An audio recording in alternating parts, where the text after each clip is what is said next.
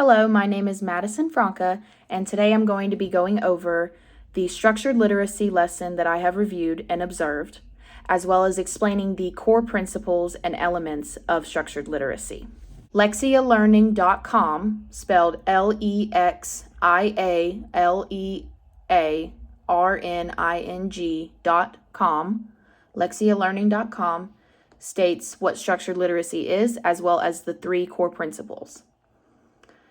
They state that structured literacy is an approach to teaching reading distinguished by its systematic, cumulative, explicit methodology. The International Dyslexia Association, IDA, developed and trademarked this teaching method.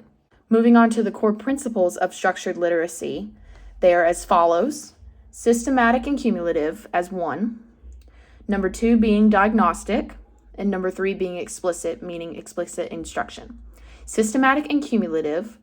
Systematic means the organization of the material follows the logical order of language. The sequence begins with the simplest concepts and gradually increases in difficulty as students' understanding deepens. Cumulative means each of these steps should build on top of the previous one. Diagnostic refers to the way teachers understand and react to their students' learning process. They must be able to individualize instruction, even in group situations, based on continuous assessment. These assessments can be informal, example being observation, or formal being standardized testing. Explicit instruction means teachers are clear and direct when teaching students new concepts. It should not be assumed students already know things that they have not been taught, and it shouldn't be assumed students learn through exposure alone.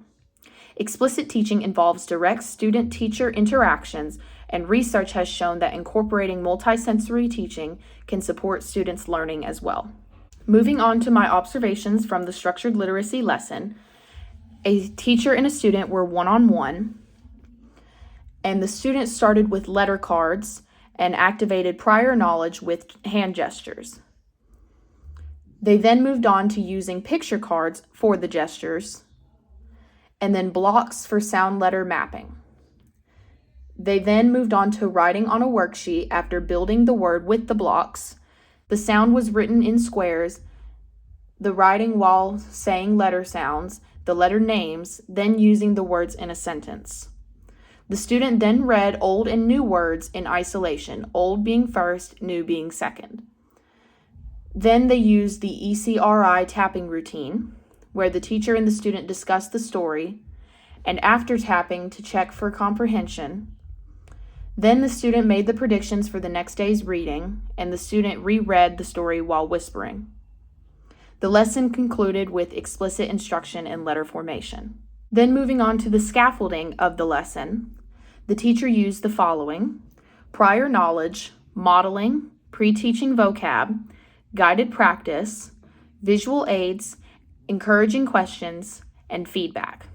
Moving on to the feedback that the teacher used for the student, in the first portion of the lesson, the teacher reinforced letter sounds with gestures if the student was struggling with the letter sound.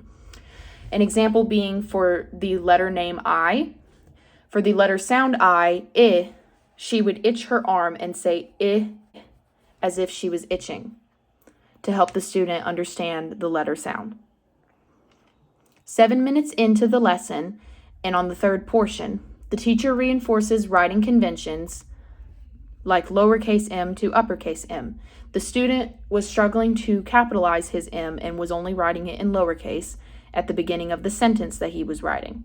So the teacher then walked through the steps of writing an uppercase m to enforce that.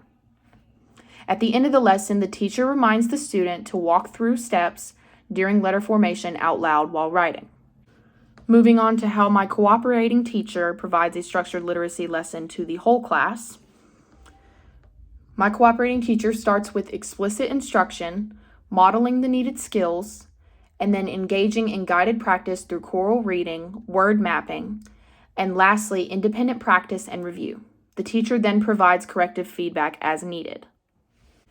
I think that it is important to use structured literacy with all students in the classroom, not just students with dyslexia, as it is a research-based practice that aids in literacy. Okay, those were my observations. Thank you.